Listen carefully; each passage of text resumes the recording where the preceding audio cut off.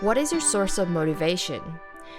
When you are doing your science homework or going for your swimming practice, have you ever asked yourself, why am I doing this? Where does my motivation come from? If you haven't, there's something seriously wrong with you. That was a joke. No, it's actually very normal. Most of us don't stop to think about where our motivation comes from.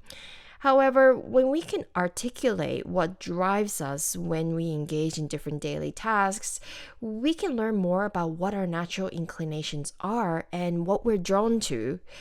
In this video, I want to share with you about different kinds of motivations we have in our lives. In general, we have two kinds of motivations: external motivation and internal motivation. External motivation is when we strive towards a goal for some external demand, obligation, or reward.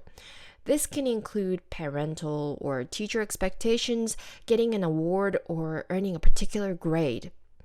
Internal motivation, on the other hand, is when the motivation comes from within.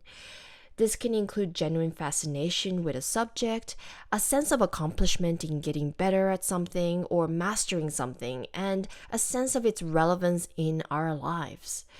On this diagram, you can see a scale on the left side being externally motivated and on the right side being internally motivated. Now, within each kind of motivation, there's a range.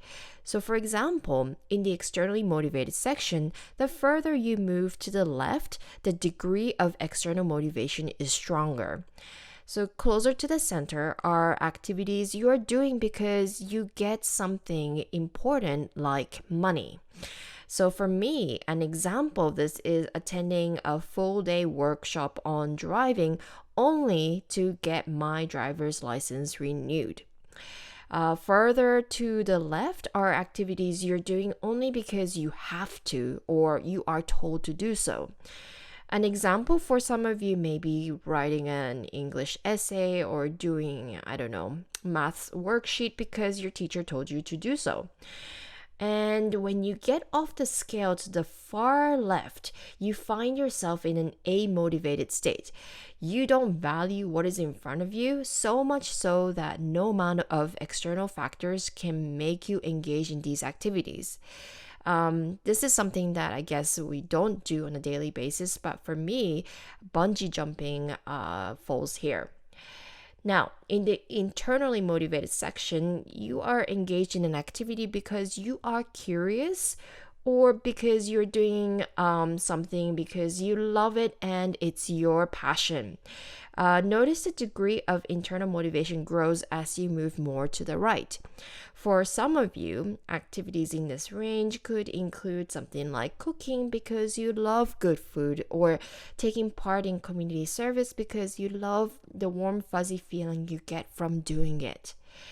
Now, using this gradient, you now have a chance to map out your daily activities. For each activity, ask yourself honestly, why do I do what I do? And place the activity at an appropriate place on the gradient. Now, you may notice that some activities will have elements of both external and internal motivation.